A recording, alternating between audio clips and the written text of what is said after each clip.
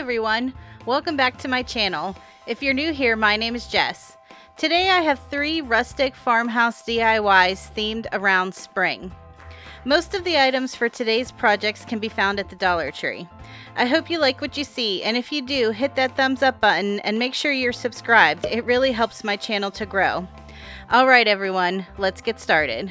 For the first project, I'm using 2 of these tinsel garland eggs that you can find at the Dollar Tree. Now, I always like these because I like the framework that the tinsel garland is on, and the garland isn't glued down or anything, so it's really easy to remove from the frames.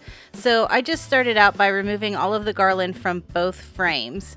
And then I used my wire cutters to cut off the little nubby ends, and then the crossbars on those squares, I had to cut those out too because I didn't need those, and I wanted to get those out of the way because we're going to be covering this up with some jute. So for the second egg, I counted up 2 sections from the bottom, and I'm using my wire cutters again to cut the top section away from the bottom section.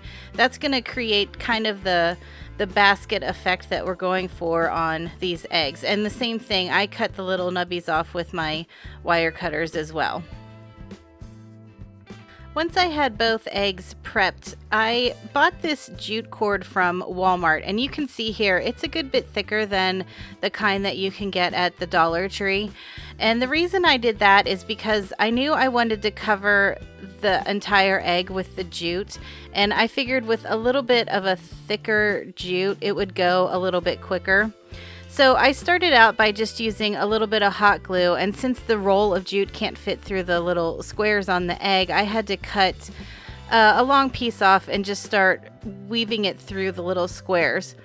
And I started out by covering the entire perimeter of the egg first, and then I went back through and started working on the grid on the inside. And I can tell you that for each length that you'll need for the inside grid, if you measure out about 4 lengths of jute, that's about how much it takes to cover the crossbars. And I'm showing you here how I connected the jute. Instead of gluing it onto the frame, I just added a little bit of hot glue kind of to the center of the jute, and I squeezed the new piece onto it and rolled it in between my fingers after it had cooled a little bit, and it kind of made a seamless transition between the 2 pieces of jute.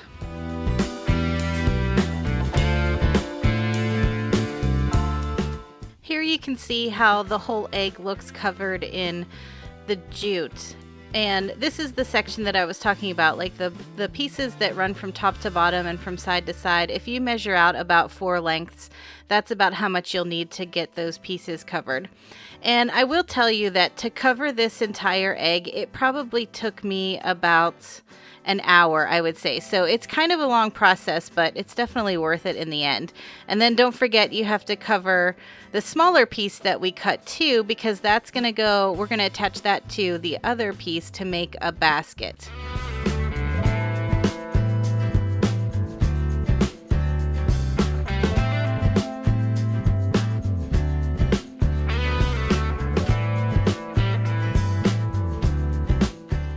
I always like to go back through and use a lighter just to help burn off the little frayed edges of the jute.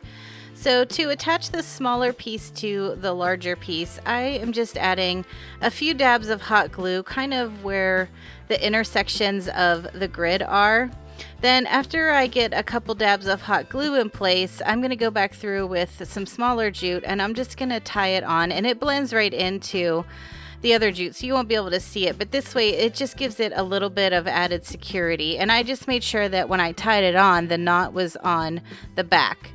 So to decorate the inside of the basket, I'm using 2 of these greenery bouquets from the Dollar Tree, and I knew that I wanted to decorate this in a way that I could change it out if I wanted to.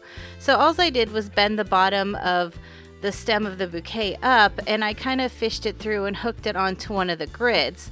Then I'm just going to tie it on, and then that way if I ever decide to remove it, if I wanted to switch it out for some different flowers, nothing is glued down, so it'll be easy to switch out later on. And then after I had the second bouquet tied on, I just created a small bow out of this black and white ribbon, and I tied that onto the front.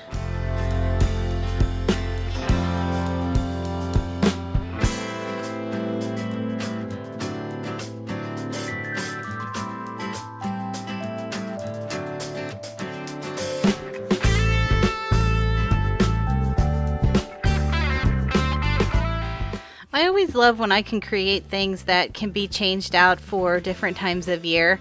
So I was really happy with how this came out. And even though it's technically an egg shape, I think it's oval enough that you could definitely put decorations inside of it for the fall and winter and Christmas also. For the second project, I took a pack of these square wooden planks from the Dollar Tree, and they come 6 to a pack, and we're going to use all 6 of them. So I started out by giving each one a coat of the Plaster Color by Waverly, and I am going to distress this a little bit with another color, so I wasn't too worried if some of the wood showed through. I never mind that. So to distress this, I'm using another Waverly color called Hazelnut, and I'm just going to do a little bit of dry brushing around the edges of each plank, and then I will put a little bit of dry brushing through the center of the planks as well, but I tried to concentrate the color more around the edges. And then once I had all 6 of them dry brushed, I took my sanding block and I sanded the surface of them just a bit, just to dull that hazelnut color out just a little bit. To connect the 6 planks together, I'm using some craft sticks. And anytime that I connect things like this, instead of adding glue to the edges of the planks, I always just like to use craft sticks on the back. That way I don't have to worry about any of the glue oozing out through the front. So using my grid mat here, I lined one plank up, and then the next plank, I bumped it up about 1/2 inch. And this little grid mat is actually available at the Dollar Tree also, and it really comes in handy for projects like this because it helps you to really measure things out and make sure that it's even. And so you can see here, I'm just using the craft sticks and I'm laying it down right over the seam of the 2 planks. That way I didn't have any glue coming out through the front. If you do, you can always sand it off. So I found this sticker at the Dollar Tree that says family, and it does come all in one piece. But I knew that I needed to cut it apart so that I could put one on each plank. And whenever I cut it apart, I did make sure that there weren't any sharp corners because you will end up seeing the edges of these stickers just a bit. So I just made sure that it was all nice and rounded out. That way it gave it more of a finished look. And I made sure that each letter was centered inside of each plank.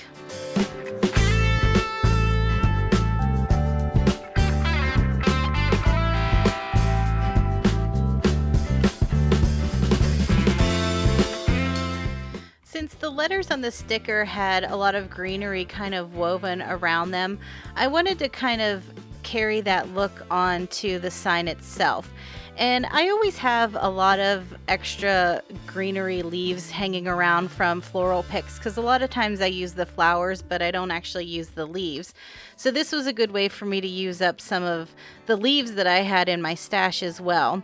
So I just took them and I just started randomly gluing them on the back of the sign so the leaves would kind of peek out through the front. And then I was kind of worried that these stickers might come up a little bit, so I just took some matte Mod Podge and I just gave it a quick coat over each of the letters. And then that kind of helped too because the sticker itself had a little bit of a shinier finish. So the matte Mod Podge kind of dulled that shininess down a little bit, so it blended into the wood plank a little bit better.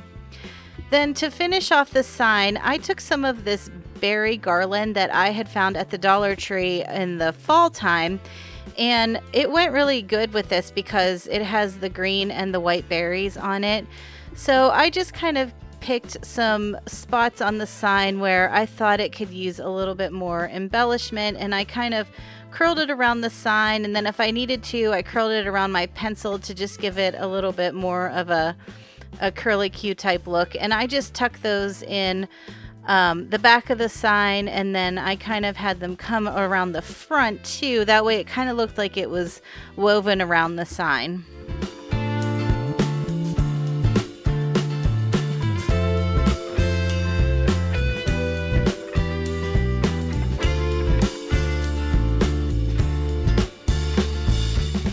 I actually made this sign to give to my grandma. I call her Grams, and she just got her very first iPad, so she's been really excited because she's been able to watch my videos now. So if you have a minute, drop down in the comments and tell my Grams hi. For the last project, I wanted to create a fun little box that I could put a floral arrangement in for the spring. So I'm using one of these wooden crates that you can find at the Dollar Tree. And I always like to pick up these really big craft sticks from Walmart. And I started out by measuring the craft sticks down to 7.5 inches. And I'm using my miter shears to cut these. Then I took my favorite antique wax by Waverly, and I wanted to stain all of the pieces. And I'm also going to be using a 6-inch dowel also from the Dollar Tree. So I just did a typical staining here. I just painted on the antique wax, and then I used a paper towel to wipe off the excess. Sometimes I like to use a baby white, but I knew that I wanted this stain to stay just a bit darker, so that's why I chose to use a paper towel this time instead of a baby wipe. And I did the same thing on all of the 4 pieces. I just painted on the stain and then wiped it off with a paper towel.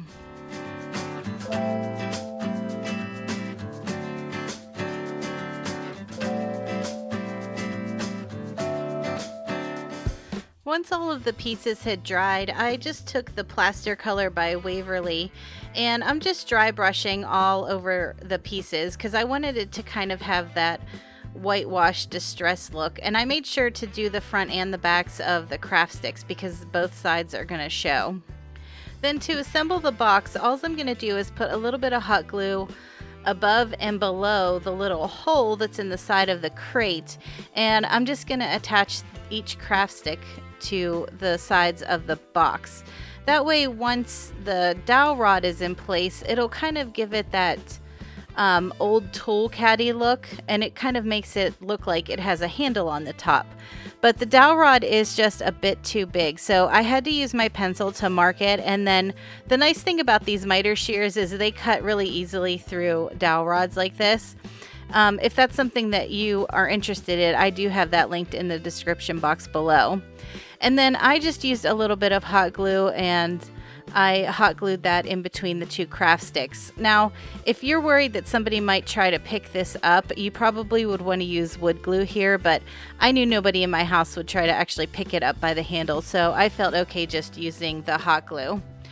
Then to fill the basket, I just cut a piece of floral foam down to size, and then I took a couple of these greenery bouquets from the Dollar Tree and started filling it in. I sometimes struggle with floral arranging, but for me, the easiest way that I know how to do it is I try to keep longer pieces towards the back, and then I kind of stagger them down as I get to the front. So I'll put like longer pieces in the back, then medium-sized pieces, and then the smallest pieces towards the front. And then anywhere that there was still some floral foam showing, I just tucked in a few extra pieces of greenery.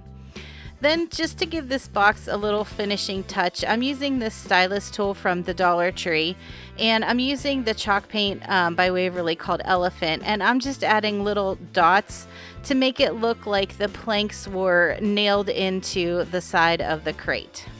I really love how this little box came out. It's so nice and springy, and I didn't glue the floral foam into the bottom of it, so it can be taken out and changed out for the different seasons.